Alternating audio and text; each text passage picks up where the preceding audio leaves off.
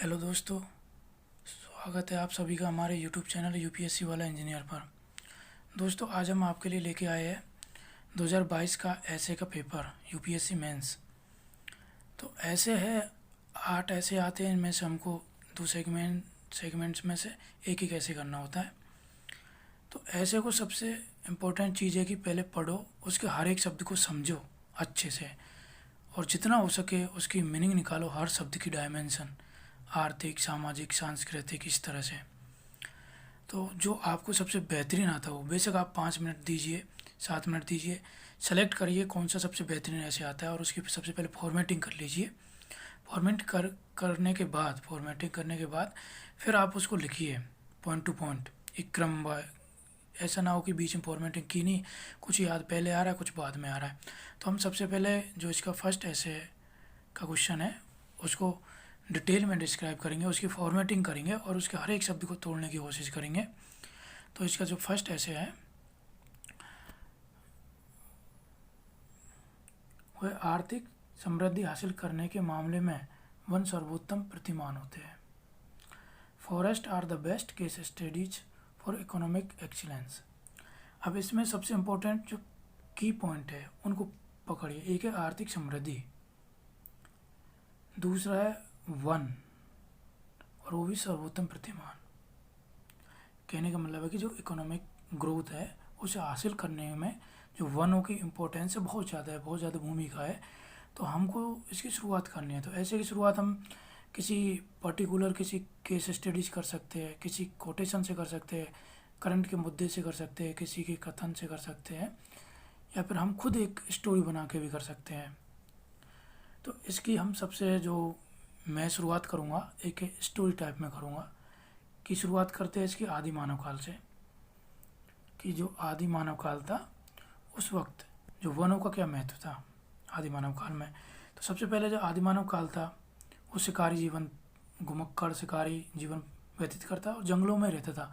मतलब उनका पूरा जो घर था या परिवेश था, डिपेंड था, खाना पीना रहना सब कुछ घर था आदि मानव। तो आज जो मनुष्य है वो एक क्रम है आदि मानव का ही। तो उस वक्त कितना ज़्यादा इम्पोर्टेंस था। तो इसका मतलब है कि उसका तो आर्थिक रूप से, सामाजिक रूप से, हर डायमेंशन से वन सबसे ज़्यादा इम्पोर्टेंट थे। तो थोड़ा सा इसको डिस्क्राइब कर देंगे कि आदि मानव काल में कितना इम्पोर्टेंस था।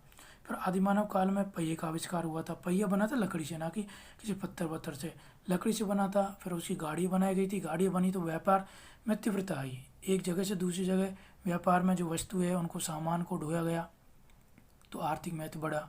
जब व्यापार में वृद्धि हुई तो आर्थिक महत्व भी बढ़ा, ग्रोथ बढ़ी। लोग भी फिर बैठ के एक जगह से दूसरी जगह जाना थोड़ा आसान हो गया, भारी सामानों को ले जाना भी आसान हो गया, तो व्यापार में वृद्धि हुई। फिर कहेंगे कि जैसे कि उसी समय आदि मानव काल में, जैसे फर्स्ट पैरा हम शुरुआत कर रहे हैं भूमिका में, कि आदि मानव काल से जो लकड़ी है या फिर वन है, वन कहाँ से प्राप्त हो, वनों से लकड़ी प्राप्त होती है, क्या महत्व रहा है उस क्रम में, एक स्टेप बाय स्टेप। आदि मानव पहिए का आविष्कार, व्यापार बढ़ा, फिर हथियार बना तो खेती में जो लकड़ी के उपकरण होते हैं या फिर औजार होते हैं उनका यूज किया गया। और वनों से फल की प्राप्ति हुई, उनको औषधियाँ प्राप्ति हुई। पहले भी औषधियाँ, जो घुमक्कड़ जीवन प्रवृत्ति के आदि मानव लोग थे औषधियों का यूज करते थे, घर बनाने में लकड़ी को यूज करते थे। तो एक पैरा बन गया पूरा ऊपर, प्रॉपर एक पैरा, मतलब भूमिका लिख सकते हैं यहाँ पे हम। अब नेक्स्ट पैरा में हम जा सकते हैं कि औद्योगिक क्रांति। औद्योगिक क्रांति हुई थी इंग्लैंड में, पश्चिमी दुनिया में। तो उस वक्त वनों की क्या भूमिका थी, सबसे ज़्यादा वनों का दोहन किया गया था औद्योगिक क्रांति में, कच्चे माल के रूप में, लकड़ी के रूप में। वहाँ पे वनों की बहुत ज़्यादा कटाई की गई थी, तो वनों से फर्नीचर बनाए गए। सबसे ज़्यादा इम्पोर्टेंट कागज़ का आविष्कार हो गया था। तो कागज़ की जो लुगदी बनाई जाती थी वनों से बनाई जाती थी। तो पेपर हो गया, जितने भी अखबार है, पेपर है, बुक्स है, किताबें है, सारी कितना ज़्यादा इम्पोर्टेंस है। आर्थिक ही तो महत्व है ना, कि फर्नीचर बना रहे, कागज़ बना रहे, जहाज़ बनाए गए उस वक्त first world war, second world war में। तो थोड़ा एक पैरा यहाँ पे हम बना सकते हैं प्रॉपर औद्योगिक क्रांति से रिलेटेड करके वनों का महत्व। फिर थोड़ा और आगे जाएंगे तो हम हमारे भारतीय संस्कृति पे भी प्रॉपर एक पैरा लिख सकते हैं कि भारतीय संस्कृति में आर्थिक रूप में वनों को क्या महत्व रहा। तो आर्थिक रूप में बात करें तो जैसे नीम है, तुलसी है, पीपल है, ये एक सांस्कृतिक रूप में इनको एक अच्छा पवित्र वृक्ष माना जाता है। साथ में ये औषधि रूप में भी काम करते हैं, मतलब दवाइयों के रूप में। मेडिसिन, बहुत सस्ती मेडिसिन जो कि लाखों हज़ारों रुपए की मेडिसिन बनती है कंपनियों की, उससे बेहतर काम कर जाती है। नीम, तुलसी, चंदन हो गई, इस तरह की जो वन उत्पादन है उनसे हम प्राप्त कर सकते हैं।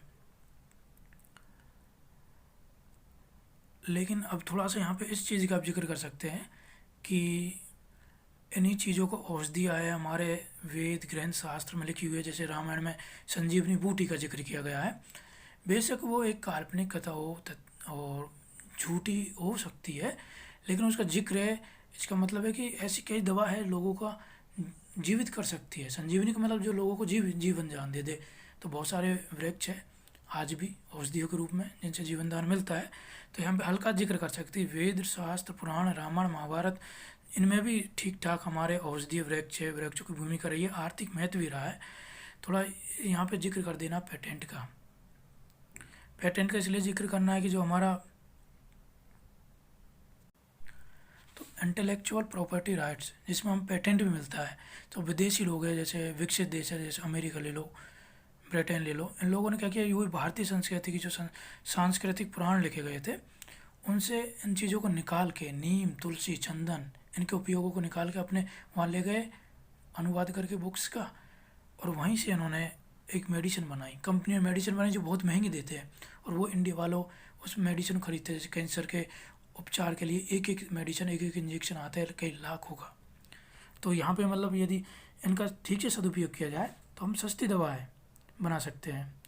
तो इससे हमारी सरकारी व्यय है वो काफ़ी कम हो जाएगा और लोगों को अच्छी कम सस्ती दरों में दवाएं मिल सकती है। इस तरह थोड़ा जिक्र कर सकते हैं यहाँ पे पूरी भारतीय संस्कृति के रिलेटेड करके। फिर सामाजिक पक्ष में बात करें हम तो वनों का क्या महत्व है। वनों का महत्व एक जो मतलब यदि हम सोचने की क्षमता है ना, हम कितना सोच पाते हैं कि जैसे पुराने समय गुरुकुल टाइम था, शिक्षा दी जाती थी और जो सभाएं की जाती थी उस वक्त बैठकें की जाती थी, बड़े बड़े वृक्षों के नीचे बैठक की जाती थी, वट वृक्ष के नीचे की जाती। आज वही सभाएं बड़े बड़े बहुमूल्य इमारतों में की जाती है। तो कहीं ना कहीं पैसा हमारा खर्च हुआ है। और मजबूर क्यों हुए? क्योंकि वृक्षों विलुप्त होते जा रहे हैं। इतने बड़े ना वृक्ष रहे हमारे पास, ना ऐसा इन्वायरमेंट रहा हमारे पास। तो आज वो हम तब्दील करते जा रहे हैं, हमने पैसा इन्वेस्ट करके एक अलग चीज़ में। ये एक सामाजिक पक्ष है। सबसे ज़्यादा इंपॉर्टेंट पक्ष है इसका इन्वायरमेंट पक्ष। इन्वायरमेंट से तो आप ठीक ठाक 3-4 पैरा लिख सकते हैं इससे। सबसे पहले इससे शुरुआत कर सकते कि पर्यावरणीय महत्व क्या है वनों का, और उससे आर्थिक महत्व किस तरह जोड़ना पड़ेगा आपको। आर्थिक महत्व सबसे इम्पोर्टेंट है क्वेश्चन में, तो उस पर ध्यान देते हुए हर चीज़ को आपको डिस्क्राइब करना है। कि सबसे पहले वन है, तो वन ज़्यादा होंगे तो बाढ़ कम आएगी, मृदा अपरदन कम होगा, बारिश ज़्यादा होगी तो मरुस्थलीकरण कम होगा, भूस्खलन कम होगा। तो ये चीज़ें, और ये प्राकृतिक आपदा है। प्राकृतिक आपदाओं पर लाखों करोड़ों पैसे खर्च हो जाते हैं सरकार के, हर देश की सरकार के पैसे खर्च हो जाते हैं। अब ये क्वेश्चन है, इसमें भारत का जिक्र कहीं नहीं है, तो हमको इसको मल्टी डायमेंशनल बनाना होगा। भारत का जिक्र करते हुए पूरे वर्ल्ड की बात करनी होगी, और प्राकृतिक आपदा पूरे वर्ल्ड में आती है। तो बहुत सारे पैसे बच सकते हैं इससे, प्राकृतिक आपदाओं से। और यदि वन ज़्यादा होंगे तो जैव विविधता बढ़ेगी। जैव विविधता बढ़ेगी तो जो ऑक्सीजन है, जो आर्थिक समृद्धि है, उसमें वृद्धि होगी। मान लो यदि वन ही नहीं रहेंगे तो ऑक्सीजन नहीं रहेगी, ऑक्सीजन नहीं रहेगा तो आर्थिक समृद्धि कोई देश कितना ही कर ले, कहाँ तक कोई कर पाएगा भाई, जीवन ही नहीं रहेगा तो यानी वन है तो जीवन है।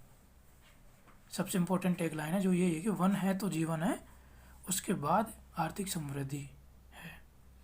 तो सस्टेनेबल डेवलपमेंट गोल है, उसको अचीव करने में बहुत बड़ी भूमिका निभाते हैं वन। कई तरीके से निभाते हैं, अलग अलग तरीके से। वहाँ पे एक ऊर्जा, नवीकरणीय ऊर्जा और स्वच्छ पर्यावरण, वातावरण के रूप में जैव विविधता बढ़ती है, बारिश होती है और सरकारी व्यय कम होता है। यहाँ पे कागज़ बनते हैं, इंडस्ट्री, एक प्रॉपर पूरी इंडस्ट्री जो अखबार की इंडस्ट्री बनी हुई है पूरी, जो हम बुक्स पढ़ते हैं, बहुत ज़्यादा महत्वपूर्ण है इसका। और थोड़ा जिक्र कर सकते हैं कि 15 वित्त आयोग जो कि अपना राज्यों को फंडिंग करता है वित्त से, केंद्र सरकार के, कि लगभग फॉरेस्ट और इकोनॉमी के नाम से 10% हिस्सा देता है राज्यों को, कि उनमें वन संसाधन कैसे है, वन आवरण कितना है वहाँ पे, इसके आधार पे वहाँ पे दिया जाता है पैसा। तो आप इसको सामाजिक आर्थिक रूप से मतलब हर राजनीतिक, आर्थिक, सामाजिक, सांस्कृतिक, पर्यावरणीय और इससे भी अधिक डायमेंशन से रिलेट करते हुए आप हर उसमें जोड़ देना है। बस आपको आर्थिक समृद्धि होगी, आर्थिक समृद्धि होगी, बस। तो ऐसे लिखना होगा। और आपकी कुछ कोटेशन लिख सकते हैं, कथन लिख सकते हैं, गांधी जी, विवेकानंद जी, और भी वनों के मामले में जितने कोटेशन हैं उनको लिख सकते हैं।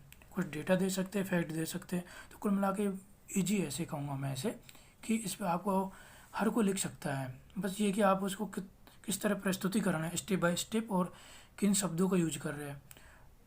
क्योंकि जो ऐसे होता है उसमें आपको ये लिखना होता है कि आपसे कितना आता है। जो पहले ऑलरेडी पढ़ के गए ऐसा नहीं जाके छाप दिया वहाँ पे। आपको हर डायमेंशन, हर सब्जेक्ट से, जीएस है, एथिक्स है, ऑप्शनल है, तो वहाँ से हर चीज़ से लिंक करना होगा यहाँ पे।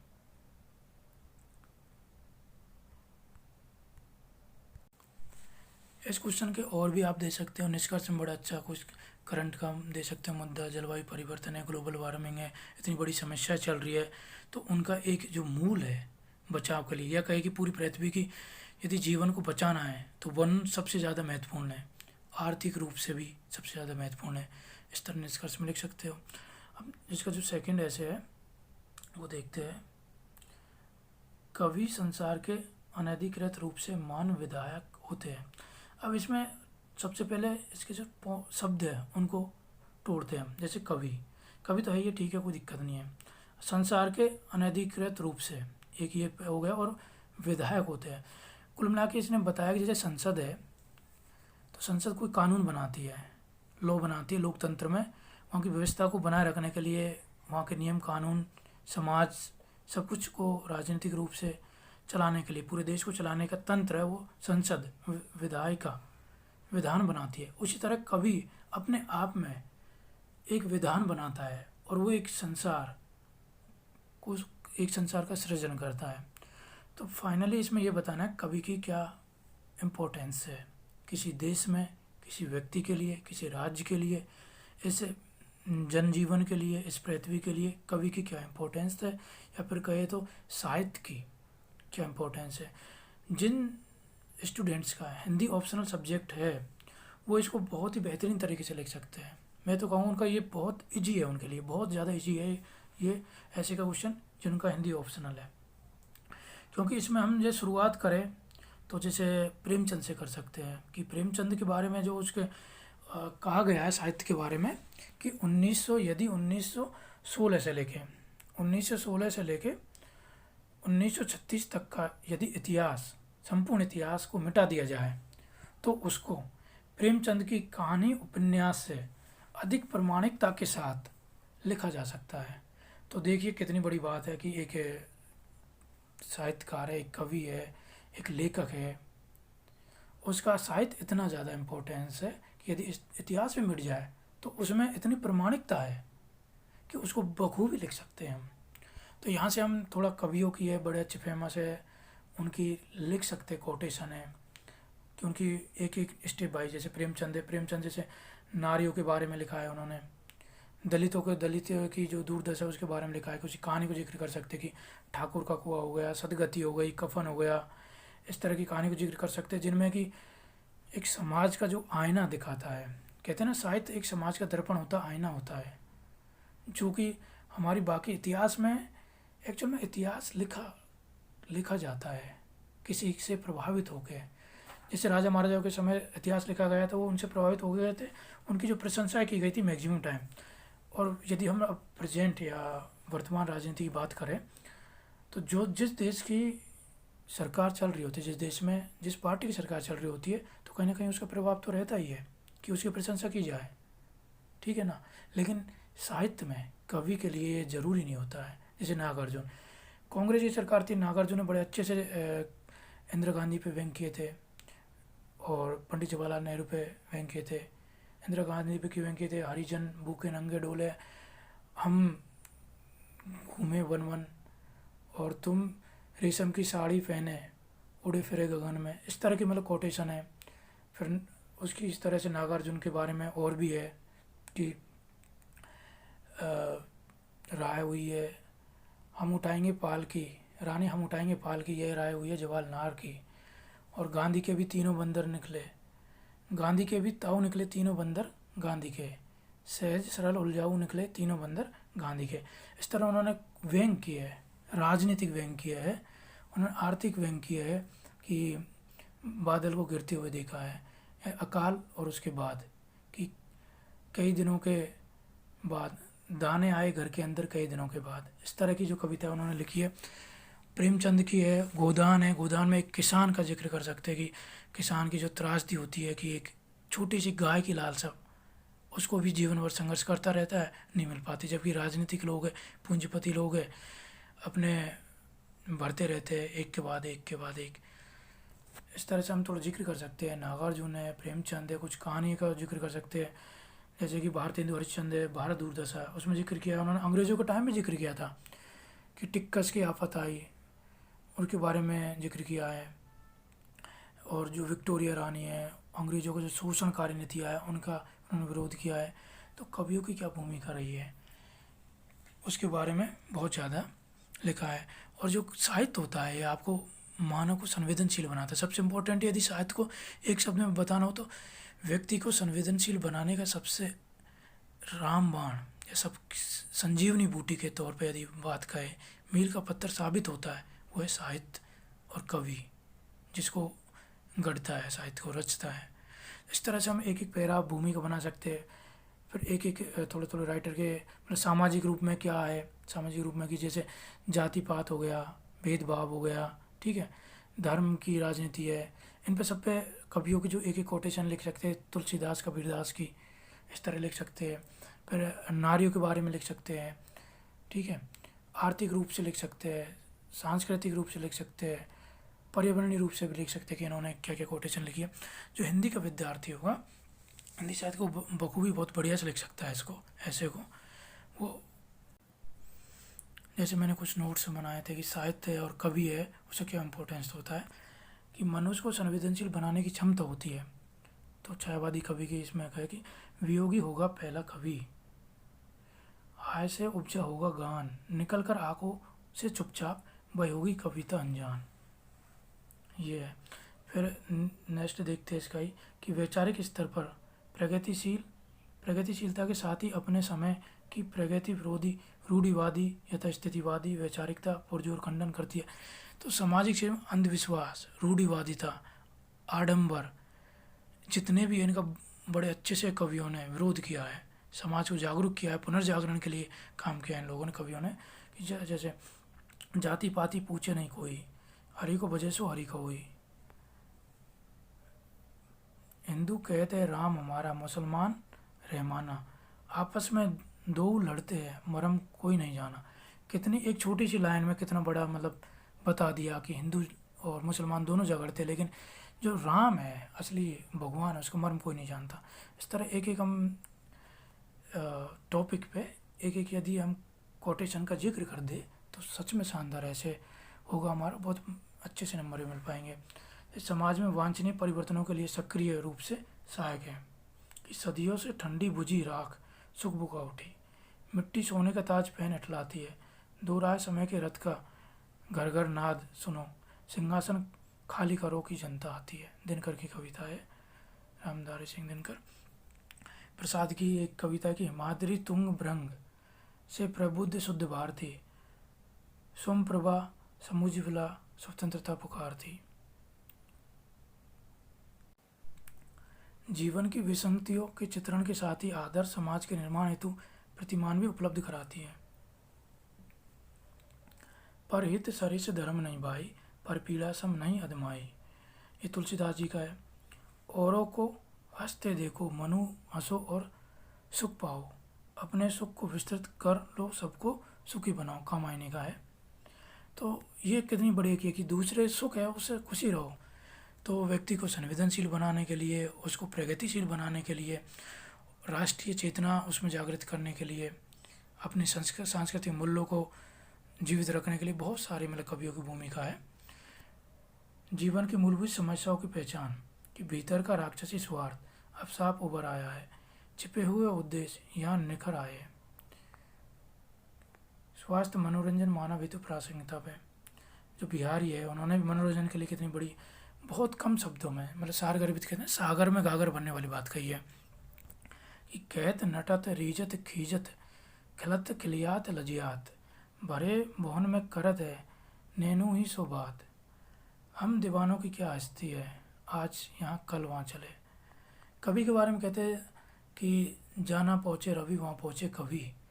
तो मतलब ये व्यक्ति के आंतरिक मन में जो द्वंद्व चल रहे होते हैं, जो उलझनें चल रही थी, जो कुंठाएं चल रही थी, जैसे नई कविता के बारे में थोड़ा जिक्र कर देंगे कि नई कविता के सामने अकेलापन है, अजनबीपन है, कुंठित है व्यक्ति, अवसाद से घिरा हुआ है, अपनी यौन उत्पीड़ना है, यौन कुंठाएं है, इन सब के बारे में कवि बड़े अच्छे मार्मिक तरीके से बहुत ही विश्लेषणात्मक बताते हैं।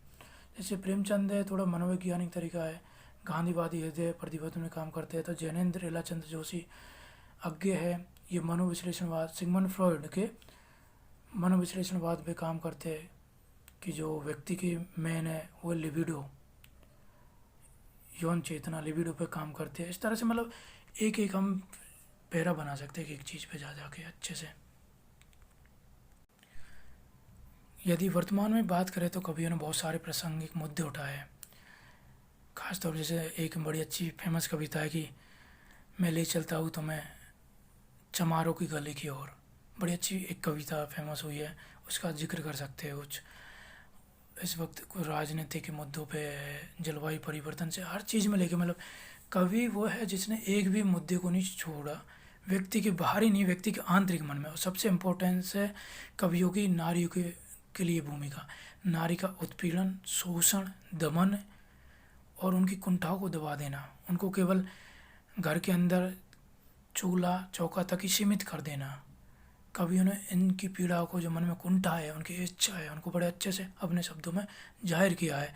तो पूरा एक पैराग्राफ यहाँ पे लिख सकते हैं। जैसे कि इसमें हम बड़े अच्छे कवियों की बात करें तो कामायनी है, कामायनी में इड़ा है, श्रद्धा है उसमें। और यदि हम और भी बात करें तो दिव्य उपन्यास है, दिव्या का जिक्र कर सकते हैं हम। आषाढ़ का एक दिन में मल्लिका का जिक्र कर सकते हैं। कट्टो है, मृदुलिका है, कट्टो है, ये बड़े नारी पात्र है जो बड़े संघर्षशील जुझारू पात्र है। तो मतलब कुछ ऐसे पात्र हैं जिनका हम जिक्र कर सकते हैं। और भी हम रामायण से, अपने वेद शास्त्रों से, वहाँ से भी जिक्र कर सकते हैं। तो ओवरऑल मतलब हम एक ऐसा भी एक पॉइंट नहीं है जिसके बारे में कभी नहीं लिखते हो। तो कहूँ तो इसके बारे में जितना कंटेंट है, बहुत ज़्यादा कंटेंट, हम बस लिखते जाओ एक के बाद एक। बस ध्यान ये रखना है कि एक पैरा के बाद दूसरे पैरे में थोड़ी तारतम्यता होनी चाहिए, एकदम टूटा हुआ नहीं होना चाहिए कि भाई बिल्कुल लग है, हल्का सा तारतम्यता तो होनी चाहिए। तो दोस्तों वीडियो थोड़ी लेंथी हो जाएगी। इस वीडियो में हम केवल आज दो ही ऐसे का अच्छे से डिस्क्राइब कर सकते हैं। ये मैंने अपनी तरफ से बनाया जितना मैंने हो सका है। ऐसा नहीं कि मैंने किसी टीचर्स की वीडियो देखी या कुछ किया हो, जितना मुझे लगा कि हाँ इस तरह। तो मैं भी चाहता हूँ मतलब इस तरह हम सोच के, फ्लो चार्ट बना के, डायग्राम बना के अच्छे से, तो उनके हम यदि डिस्क्राइब करें, कुछ कोटेशन कथन लिख के ब्लैक पेन का से अंडरलाइन करके, तो हम मतलब अच्छे से लिख सकते हैं।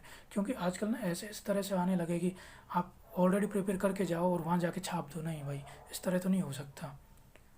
अब आपको पूरा अपना निचोड़ लेना पड़ेगा, जीएस का, एथिक्स का, अपने ऑप्शनल सब्जेक्ट का, जहाँ भी मिले, जिस भी ऐसे मिले लिखो उसमें। सबसे पहले कि आपको ऐसे सेलेक्ट करो, फिर उसकी फॉर्मेटिंग करो, फिर एक स्टेप बाय स्टेप लिखो, और निष्कर्ष में सरकार की योजनाएं, किसी के कथन लिख सकते हैं, कोटेशन लिख सकते हो बड़े अच्छे से। इस तरह से हम लिख सकते हैं, तो नेक्स्ट एक पार्ट बना जाएगा। प्लीज़ दोस्तों इस वीडियो को लाइक करो, शेयर करो और हमारे चैनल को सब्सक्राइब करो प्लीज़। आइए आपसे रिक्वेस्ट है कि चैनल को सब्सक्राइब कर दीजिए प्लीज़। और यदि वीडियो अच्छी लगी हो तो कमेंट ज़रूर करिएगा। मैं आपका इसका नेक्स्ट फास्ट जो बाकी क्वेश्चन बचे हुए हैं और जो इसका दूसरा सेगमेंट है, हर ऐसे पे अपनी तरफ से जितना डिस्क्रिप्शन हो सकेगा डिस्क्राइब उतना मैं करके वीडियो बनाऊँगा। इस वीडियो में इतना ही। जय हिंद, जय भारत।